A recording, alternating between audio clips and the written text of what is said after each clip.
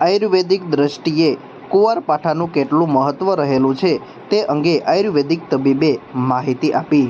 કુંવરપાઠું એ સામાન્ય રીતે મેદાની પ્રદેશોમાં જોવા મળે છે, પરંતુ સામાન્ય રીતે ગામડાઓમાં દરેક વ્યક્તિના ઘરે મોટાભાગે કુંવરપાઠાનું વાવેતર કરેલું હોય જ છે અને હવે શહેરોમાં પણ લોકો પોતાના ગાર્ડનમાં તેનું વાવેતર કરી રહ્યા છે।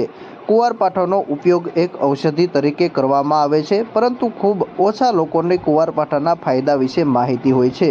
વર્તમાન સમયમાં કુંવરપાઠાનો ઉપયોગ કોસ્મેટિક આઇટમો અને દવાઓ બનાવવા માટે પણ ખૂબ થઈ રહ્યો છે। અગાઉ પ્રાચીન ચિકિત્સા પદ્ધતિમાં પણ કુંવરપાઠાનું ખૂબ જ મહત્વ રહેલું છે। પ્રાચીન કાળમાં કુંવરપાઠું અનેક રોગોમાં નિયમિત ઉપયોગમાં લેવામાં આવતું હતું અને તેના સારા પરિણામો પણ મળે છે।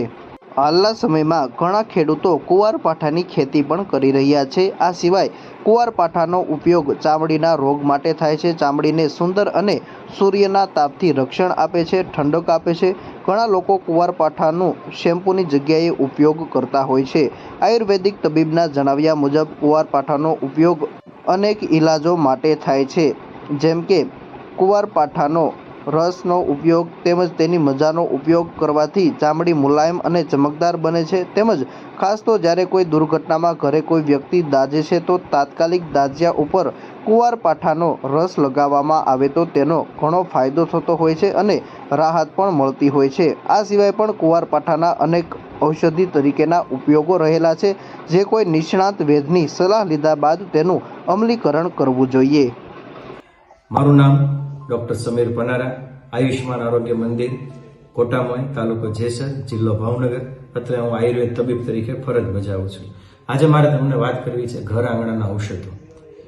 પહેલી વાત કરીશું કુંવરપાઠું, જેને આપણે ગામડાની ભાષામાં લાબરું કહીએ છીએ, ઇંગ્લિશમાં જેને એલોવેરા કહેવાય અને એને કુંવારિકા પણ કહેવામાં આવ્યું છે। ખાસ કરીને અત્યારે સ્કિનના પ્રોબ્લેમ, બ્યુટીના પ્રોબ્લેમ, આમ બ્યુટી પ્રોબ્લેમ નથી પણ લોકોને અત્યારે દરેકને સુંદર દેખાવું છે, એ માટે થઈ અને આપણે ઘણો ખર્ચ કરતા હોઈએ છીએ, પણ આપણા ઘર આંગણે જ કુંવરપાઠું રહેલું છે। કુંવરપાઠાનો ઉપયોગ છે એના રસનો ઉપયોગ, એની મજાના ઉપયોગથી ચામડી છે એ મુલાયમ અને ચમકદાર બને છે।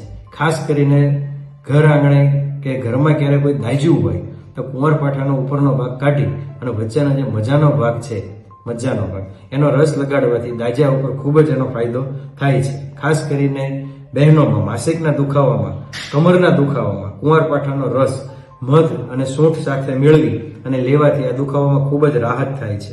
લોહીની ઉણપ હોય ત્યારે તેની અંદર હળદર અને સિંધો મેળવીને પણ લેવાથી ફાયદો થાય છે। તેમ છતાં કોઈ નિષ્ણાત વૈદ્યની સલાહ પ્રમાણે લઈએ તો વધુ ફાયદો થશે।